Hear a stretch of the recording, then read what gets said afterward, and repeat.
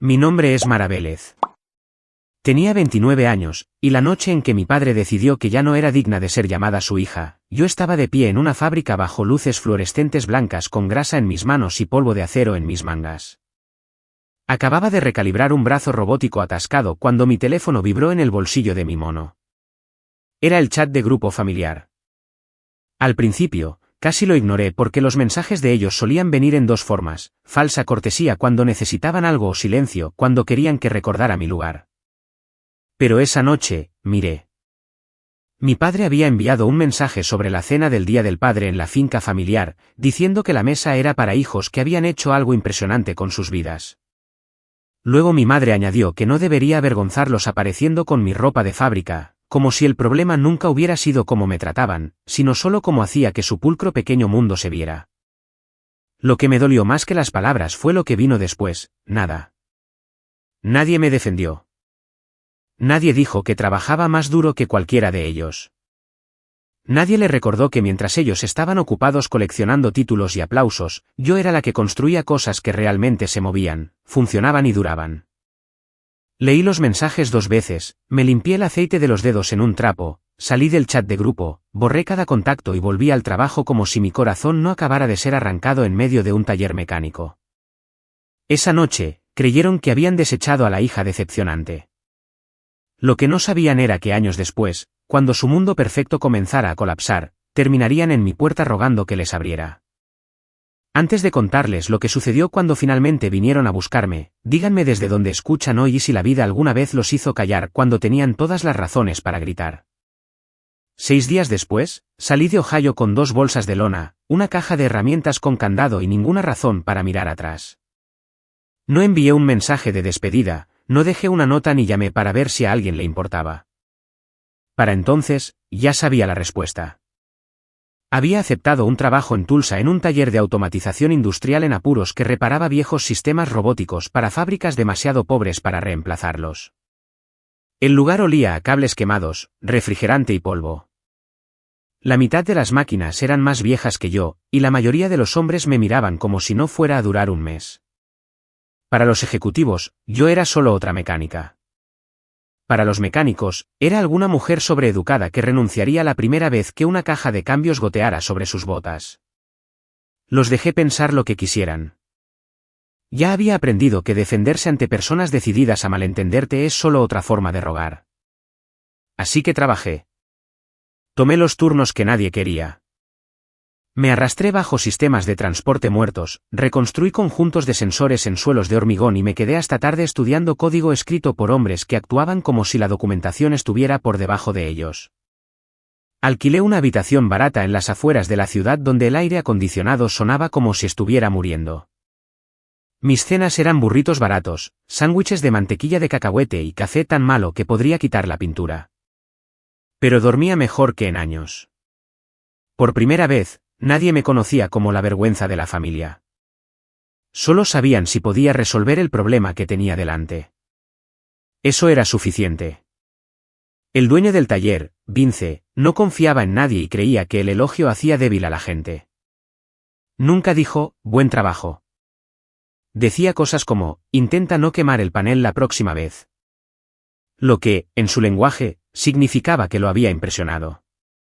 Después de 3 meses, dejó de revisar mi trabajo. Después de 6, empezó a darme los trabajos que sus técnicos más experimentados no podían arreglar. Fue entonces cuando vi el patrón. Varios de nuestros clientes más grandes estaban perdiendo dinero en cadenas de montaje obsoletas que fallaban de formas que ninguna pieza de repuesto podía resolver. Sus sistemas no solo eran viejos, estaban ciegos.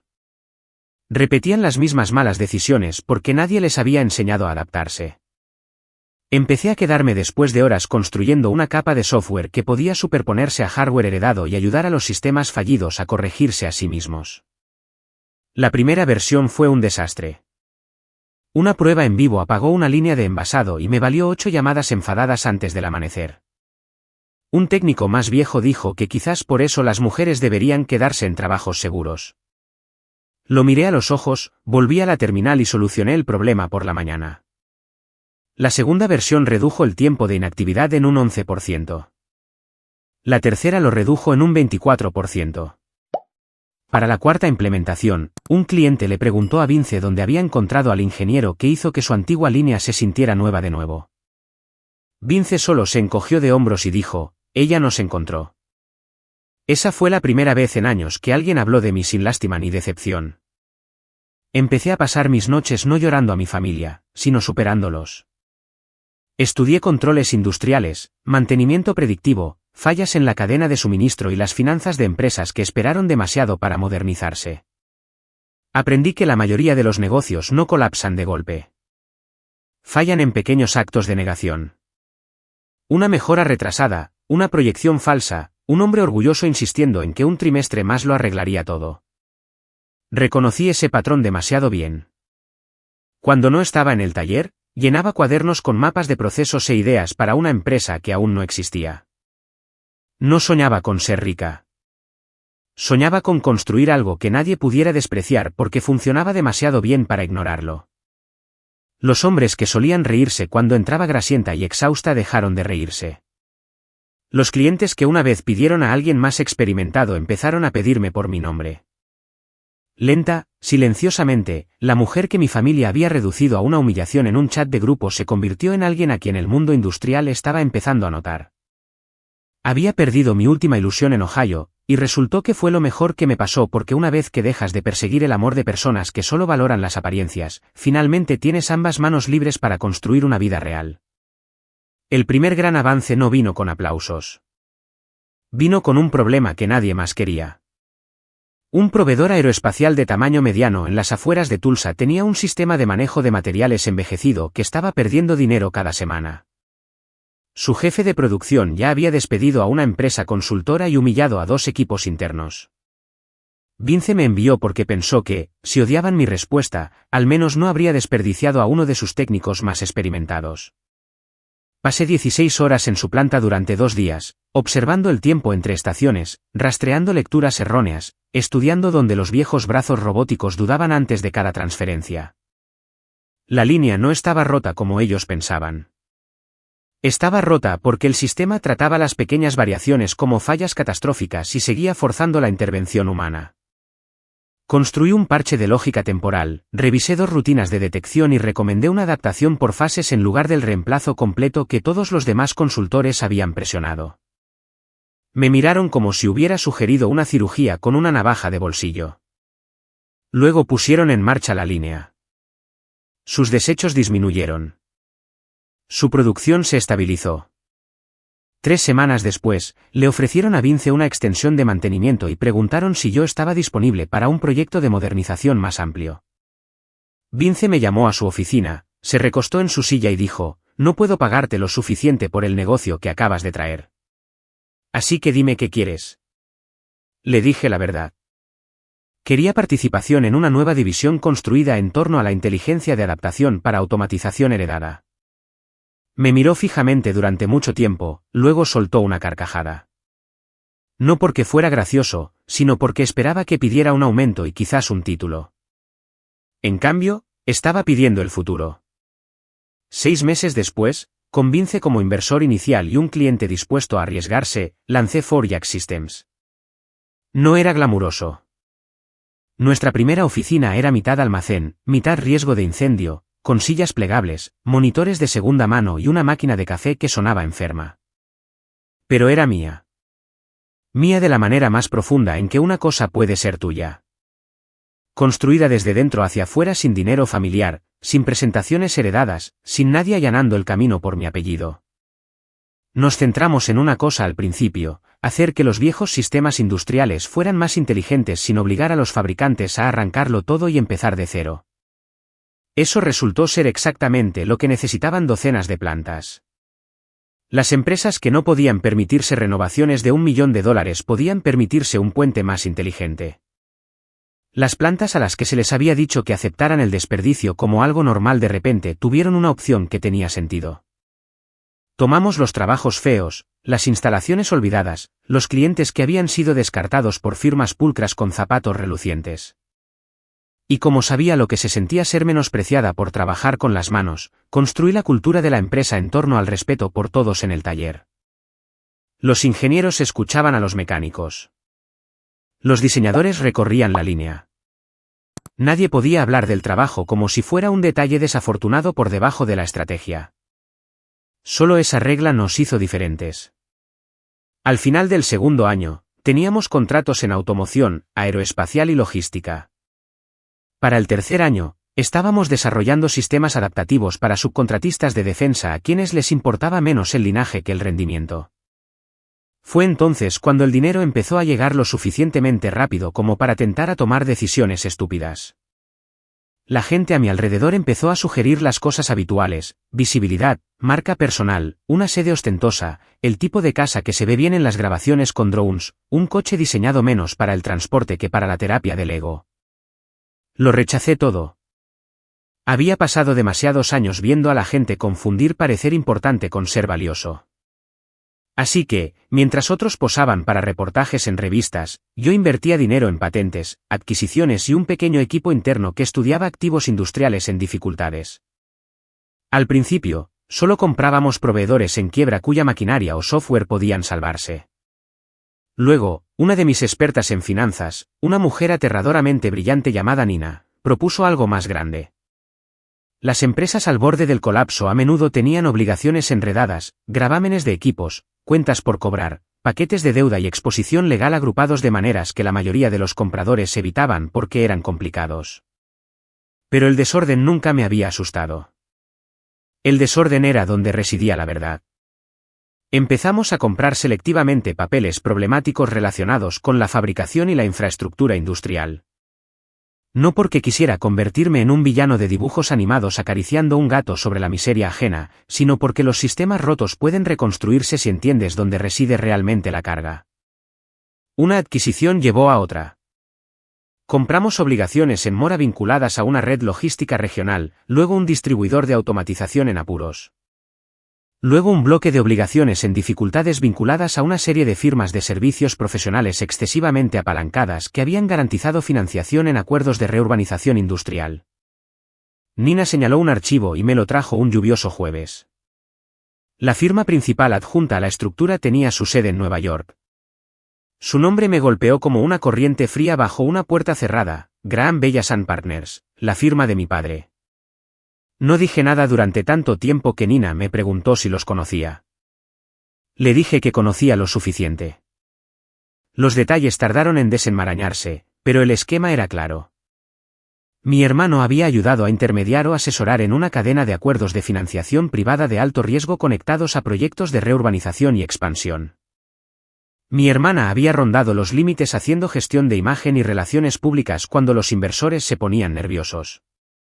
Y la firma de mi padre, con toda su pulcra confianza, había puesto su reputación y su peso contractual detrás de una exposición mayor de la que podía soportar de forma segura.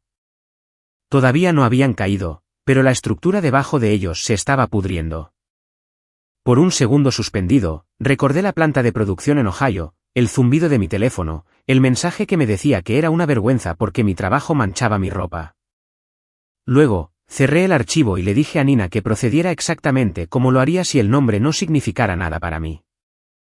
Si la venganza iba a existir en esta historia, no vendría de un sabotaje mezquino. Vendría de la realidad llegando a tiempo. La mejor parte de construir algo real es que eventualmente las cosas falsas tienen que ponerse a su lado y ser medidas. El colapso comenzó como suelen hacerlo los colapsos, con gente insistiendo en que no había ningún colapso. El primer artículo público lo llamó un problema de liquidez temporal. El segundo lo llamó un malentendido entre inversores y asesores.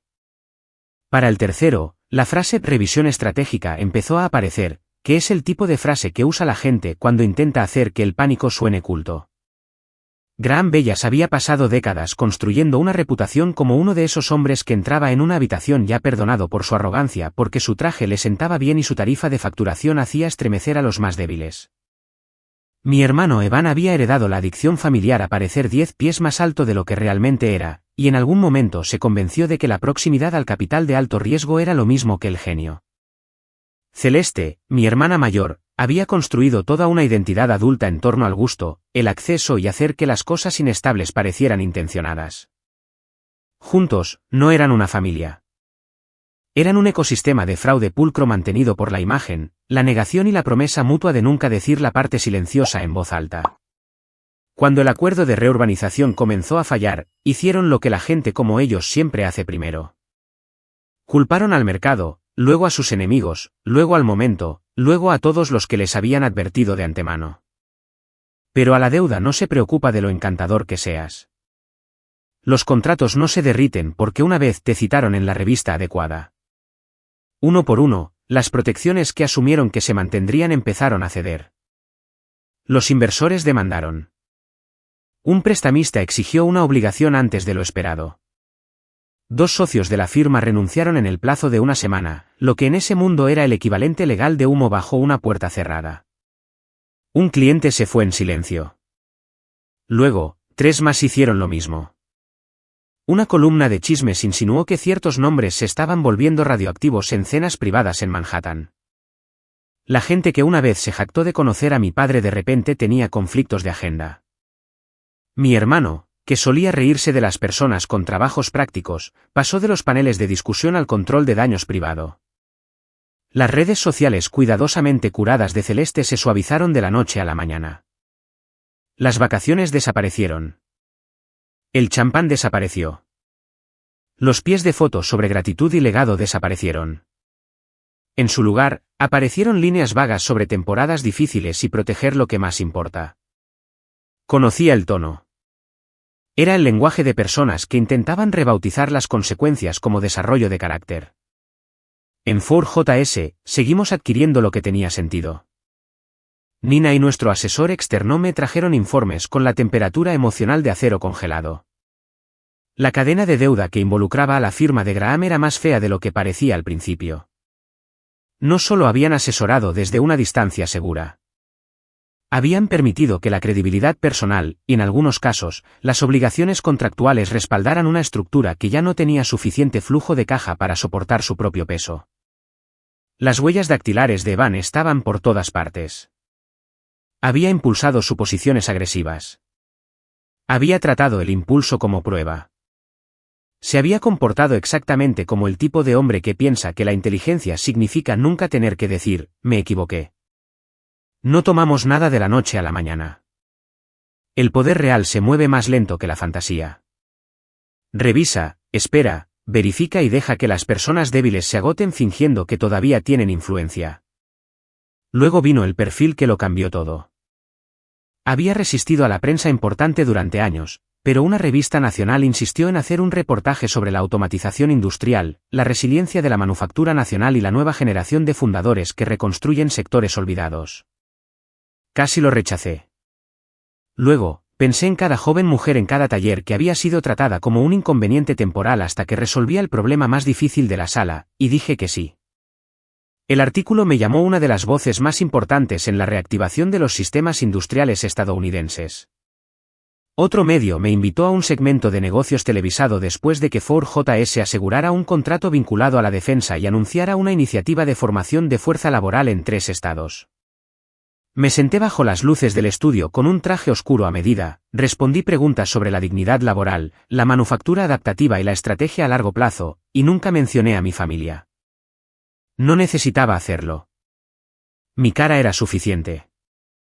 Más tarde, a través de canales que no pedí confirmar, supe exactamente cómo me vieron. No en persona, no con remordimiento, sino en una pantalla en medio de la temporada más humillante de sus vidas, mientras asesores y prestamistas ya los rodeaban. Habían pasado años diciéndose a sí mismos que yo había desaparecido, disminuido, irrelevante. Luego, de repente, estaba en todas partes donde ellos deseaban que no estuviera, hablando con la calma autoridad de alguien que había construido a partir de la habilidad en lugar del derecho adquirido. La parte más deliciosa, si soy honesta, no fue que me vieran triunfar. Fue que vieron el nombre de mi compañía en documentos que estaban desesperadamente tratando de renegociar. No solo descubrieron que estaba prosperando. Descubrieron que ahora estaba ligada a la maquinaria que los rodeaba. Me imagino que ese fue el momento en que mi padre sintió algo que me había negado durante años, impotencia. Aparentemente, el primer intento de contactarme llegó a través de un intermediario, luego a través de un antiguo conocido de la familia, luego a través de un antiguo colega mío de Ohio que de repente se acordó de que existía. Lo ignoré todo. No había pasado años construyendo una vida solo para dejar que el pánico del pasado la redecorara. Pero la desesperación hace a la gente audaz, y la gente como mi familia siempre cree que la sangre es una llave maestra, incluso después de haberla usado como arma durante años.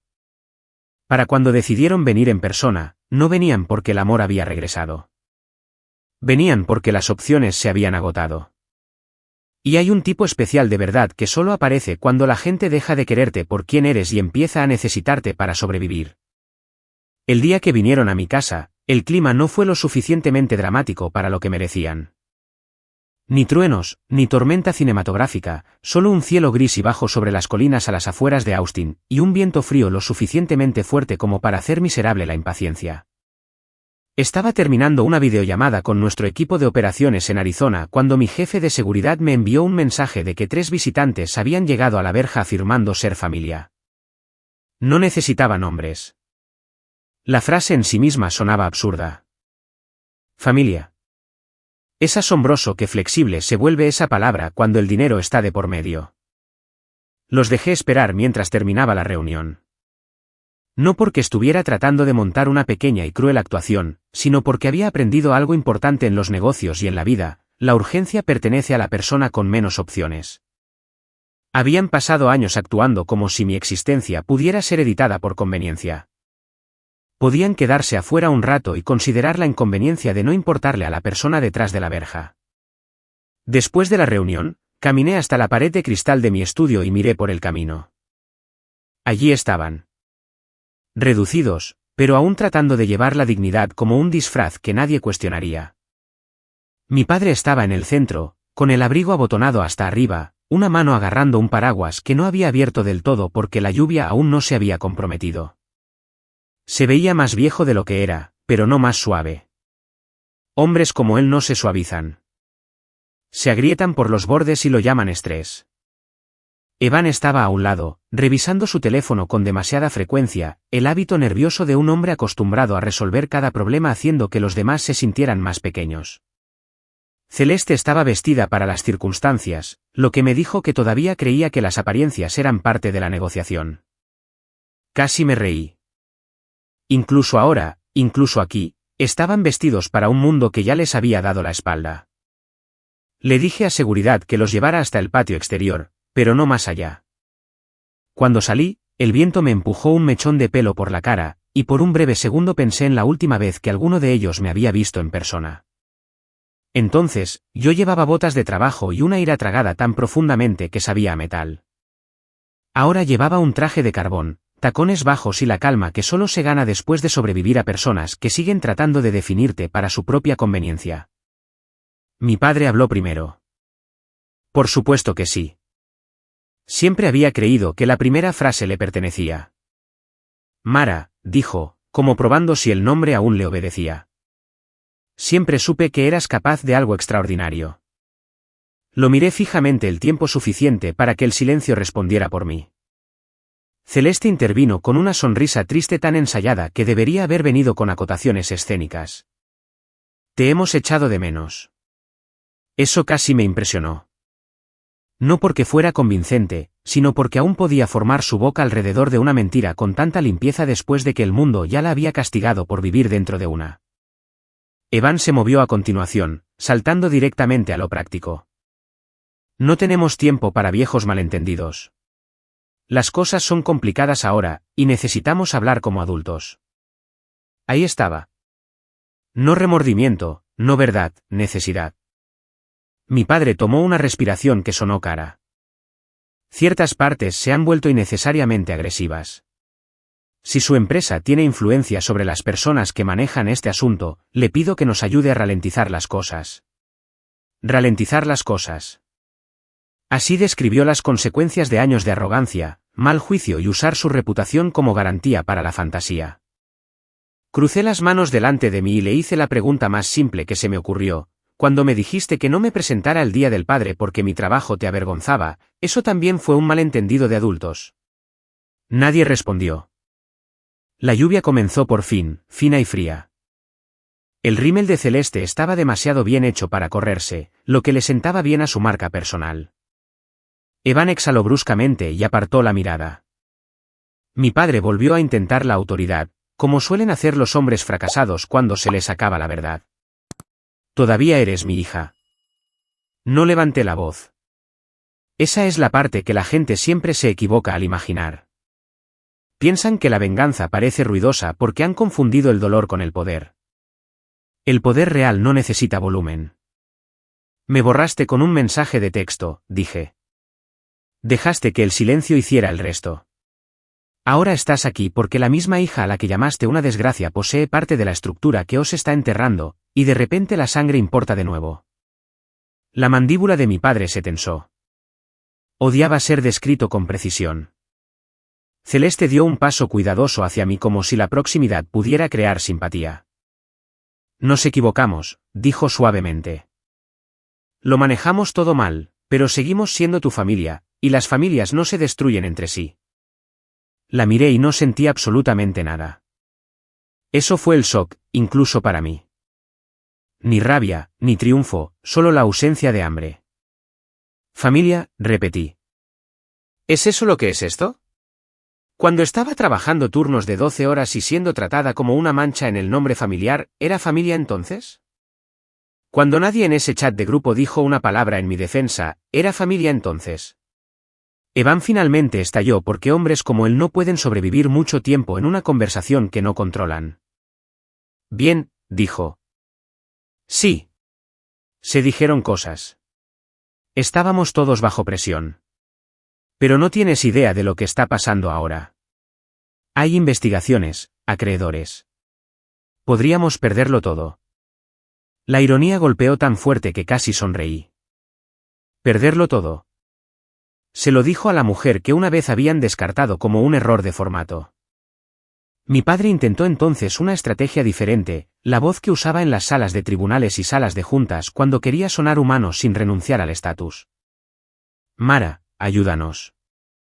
Retrasa la ejecución, organiza una reunión. No pido caridad. Pido razón. Razón. Esa palabra de nuevo. Como si la razón me hubiera sido extendida alguna vez cuando yo era la que estaba bajo sus pies. Asentí una vez, no porque estuviera de acuerdo, sino porque ya había escuchado suficiente. Luego le hice una señal a mi asistente que había salido en silencio con un sobresellado. Lo tomé, lo sostuve por un momento y los vi a los tres enfocarse en el papel como gente que se ahoga avistando un tronco a la deriva. La esperanza es una cosa tan frágil y vergonzosa cuando aparece en las manos equivocadas. El sobre era más pesado de lo necesario, grueso con avisos, plazos y el tipo de lenguaje que hace que las personas poderosas recuerden que son mortales. Se lo entregué a mi padre, y él lo tomó con dedos que se esforzaban por no temblar. Nadie lo abrió de inmediato. Todos miraban mi rostro, esperando alguna señal de que la sangre, la culpa y la memoria me ablandarían. Nunca llegó. Evan finalmente sacó una página y la escaneó. Su expresión cambió primero. No dolor, no vergüenza, solo incredulidad.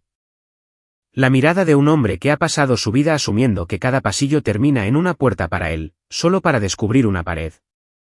Celeste leyó por encima de su hombro y palideció con esa pulcra forma de alguien que nunca ha tenido que procesar la humillación sin público. Mi padre siguió mirándome porque todavía creía que la respuesta estaba en mí, no en los documentos. Eso, más que nada, capturaba quien siempre había sido. Podía tener la evidencia en sus propias manos y aún así buscar en mi rostro un atajo. Esto no puede ser definitivo, dijo. Casi admiré la sentencia. Negación elegante e inútil. Es definitivo, respondí. Los plazos expiraron, las garantías se activaron, las propiedades ligadas a la estructura serán embargadas. La casa de los Hamptons, el apartamento de Manhattan, las oficinas de la firma bajo el paquete de garantías. Cualquier cosa protegida por la vanidad en lugar de las matemáticas ya se ha ido. Por un segundo, nadie habló. La lluvia golpeaba suavemente contra la piedra y el cristal. En algún lugar detrás de mí, mi casa permanecía tranquila y cálida, intacta por su pánico. Eso importaba más de lo que puedo explicar.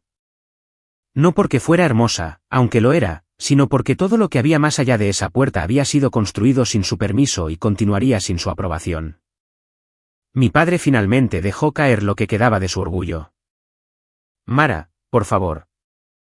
Realmente dijo por favor. El hombre que una vez trató la compasión como debilidad me miró con los ojos de alguien que se enfrentaba a una fuerza que no podía intimidar, halagar o avergonzar. Cometimos errores, dijo. Pero esto nos destruirá. Ahí estaba. No te hicimos daño. No te fallamos. Esto nos destruirá. Pensé en la planta de producción en Ohio. El escozor de la grasa bajo la piel agrietada. El silencio después de ese mensaje de grupo. El largo viaje sin que nadie llamara para preguntar a dónde había ido. Pensé en cada comida barata, cada reparación de medianoche, cada reunión donde los hombres me ignoraban buscando la verdadera autoridad en la sala, cada mañana que elegí seguir construyendo en lugar de rogar a gente como ellos que me amaran correctamente. Luego miré a mi padre y le di lo único que se había ganado de mí. No tengo padre, dije. Tengo contratos. Y ninguno de ustedes calificaría para trabajar en mi planta de producción. Se podía sentir cómo aterrizaba la frase. No necesitaba repetirse. Celeste hizo un pequeño sonido herido. Evan maldijo entre dientes, pero ya no le quedaba fuerza. Mi padre simplemente se quedó allí, sosteniendo papeles que finalmente le habían dicho lo que el mundo había pasado años tratando de decir. Un nombre no vale nada cuando el carácter no lo puede sostener. No di un portazo. No pronuncié un discurso. Me di la vuelta y regresé a la casa con el paso tranquilo de alguien que sale de una reunión que ya había terminado. Seguridad se adelantó mientras cruzaba el umbral, educado y eficiente, listo para escoltarlos fuera de la propiedad si fuera necesario. Escuché a mi padre pronunciar mi nombre una vez. Seguí caminando. La puerta se cerró detrás de mí con un suave clic que sonó casi amable. Ese fue el momento. Más que los papeles, más que la lluvia, más que los ruegos, cuando se hizo real. No para mí, para ellos. Ellos estaban afuera. Yo estaba adentro. Y nada en el mundo iba a revertir esa verdad. Me quedé en el vestíbulo por un momento, respirando el cedro, el hormigón pulido y el tenue olor a café de la cocina. Mi corazón estaba firme. Sin manos temblorosas. Sin lágrimas de triunfo. Solo calma. La gente habla de la venganza como si fuera fuego o cristales rotos, pero la venganza más devastadora que he conocido es la indiferencia ganada honestamente. No fingir que no te importa, en realidad no necesitar nada de las personas que una vez tuvieron el poder de aplastarte. Para cuando las puertas se cerraron detrás de su coche, yo ya estaba arriba revisando una propuesta de formación para nuestra nueva admisión de aprendices. Esa es la parte que nadie te cuenta. El mejor final no es cuando ellos sufren. Es cuando su sufrimiento ya no tiene el poder de interrumpir tu vida. A la mañana siguiente, volví a Fort JS Axis antes de las 8:00, caminando por la planta de entrenamiento con una tableta en una mano y un casco de seguridad bajo el brazo. El nuevo grupo de aprendices había comenzado esa semana, 24 personas de diferentes orígenes. Algunos recién salidos de la universidad comunitaria. Algunos antiguos trabajadores de línea. Algunas mujeres a las que se les había dicho durante años que eran demasiado para una habitación y no lo suficiente para la siguiente. Había planeado mantener mi situación familiar en privado, y en su mayor parte lo hice. No necesitaban los detalles. Los jóvenes que intentan construir un futuro no deberían tener que cargar con la amargura de otros como parte de su orientación. Pero esa mañana, mientras observaba a una joven de 19 años ajustar un soporte de sensor fallido con manos cuidadosas y nervios visibles, comprendí de nuevo por qué mi historia importaba si la contaba correctamente. No como chisme. No como teatro de venganza. Como prueba. Prueba de que el mundo puede mentirte sobre tu valía durante años y aún así no lograr que esa mentira sea verdad. Más tarde esa tarde, me senté con el grupo en nuestro laboratorio de aprendizaje. Sin escenario. Sin iluminación dramática.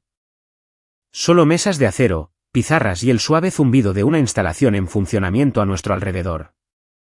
Les dije que sabía lo que era ser juzgada antes de que abrieras la boca.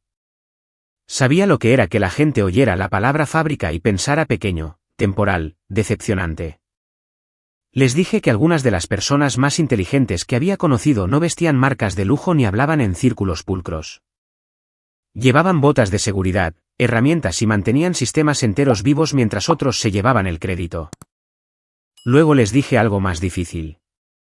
A veces, las personas que te subestiman no son extraños. A veces, son las personas que comparten tu sangre, tu historia, tu apellido. A veces, solo saben amar a las personas que les hacen parecer impresionantes. Y si eso sucede, necesitas aprender la diferencia entre amor y aprobación antes de que te rompa. La sala se quedó en silencio como suelen hacerlo las salas honestas. Fui cuidadosa con la siguiente parte porque no quería que nadie se fuera con veneno en el pecho. Los límites no son crueldad, dije. Alejarse de personas que te humillan constantemente no es traición. Es respeto propio. Se supone que la familia protege tu dignidad, no la negocia por las apariencias. Si alguien sigue pidiéndote que te encoges para que ellos se sientan más altos, no están pidiendo paz. Están pidiendo permiso para seguir haciéndote daño. Pude ver varias caras cambiar con eso. Reconocimiento. Alivio. Quizás dolor. Luego lo volví al trabajo porque el trabajo honesto y real, me había salvado más de lo que la venganza podría haberlo hecho. El trabajo no es vergonzoso, les dije. Construir, reparar, mantener, diseñar, resolver. Estas cosas importan. El mundo funciona gracias a las manos y mentes de personas que demasiados ignoran. Nunca dejes que nadie convierta el trabajo honesto en algo por lo que te disculpas. Si tu trabajo se basa en la disciplina y la integridad, tiene más dignidad que un título heredado o una reputación pulida con el esfuerzo ajeno. Después de la sesión, firmé la documentación final creando el Fondo de Futuros Hábiles de 4JS Axis, un programa de becas y aprendizaje financiado en parte con activos recuperados y ganancias vinculadas a los paquetes de reestructuración que habíamos ejecutado legalmente. Algunas personas probablemente lo llamarían poético. Yo lo llamé justicia eficiente. Dinero que una vez ayudó a sostener la vanidad, los juegos de estatus y el teatro financiero imprudente ahora pagaría matrículas, herramientas, apoyo para el cuidado de niños, tarifas de certificación y subvenciones de emergencia para los hijos e hijas de mecánicos, maquinistas, soldadores y operadores de plantas. Si el dolor te enseña algo que valga la pena conservar, debería enseñarte a dejar el camino menos brutal para otra persona. Un mes después, visité una de nuestras escuelas asociadas y conocí a una chica llamada Teresa, cuyo padre había trabajado en el tercer turno en una planta de estampado durante 22 años. Me dijo que amaba la robótica, pero que casi había abandonado porque no podía permitírselo y su familia necesitaba sus ingresos. El fondo cubrió ambos. Lloró cuando se enteró. Yo no. Ya había llorado suficiente en la versión de mi vida donde todavía confundía el rechazo con un veredicto. Ahora prefería los resultados. Los reales. Los que cambiaban la dirección del futuro de una persona. En noches tranquilas, todavía pienso a veces en ese mensaje de grupo. El que se suponía que me definiría. Las palabras no duelen como antes. Suenan pequeñas ahora. Casi infantiles. Como una cerradura barata en una puerta que superé hace años. Las personas que enviaron esas palabras creían que el valor venía de la imagen, el estatus y la invitación. Aprendí que el mío venía de la resistencia, la habilidad y la negativa a dejar que la crueldad reescribiera quién era. Esa es la lección que llevo. Y es la que entregaría a cualquiera que escuche y que alguna vez se haya sentido menospreciado por donde trabaja, como vive o cuya aprobación ya no persigue. Tu valor no reside en un título, en una tarjeta de presentación. No reside en una cena elegante o en la boca de alguien demasiado superficial para entender tu fuerza. Tu valor reside en lo que construyes, lo que proteges y quién está más seguro porque tú sobreviviste. Nunca fui basura. Nunca fui el fracaso de la familia. Fui simplemente la que no podían medir porque solo sabían adorar las superficies. Al final, esa fue su tragedia, no la mía. Construí una vida que no necesita su disculpa, y convertí la puerta que una vez me cerraron en la cara en una verja que se abre para personas que merecen una oportunidad real.